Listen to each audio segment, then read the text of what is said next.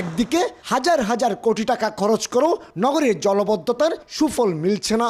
সামান্য বৃষ্টিতেই হাঁটু সমান পানিতে তলিয়ে যায় নগরীর বেশিরভাগ এলাকা।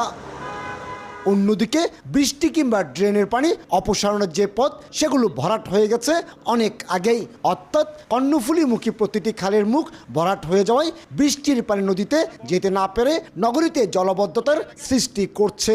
প্রায় 20 থেকে 25 ফিট আপনার পলিথিন স্তর হয়ে গেছে, সেগুলো ড্রেজিং করতে হবে চট্টগ্রাম বন্দর কর্তৃপক্ষ, তাহলে পানি চলে যাবে। সুইচ গেটগুলো যেগুলো করা হয়েছে সেগুলো পরিকল্পিতভাবে করা হয় নাই।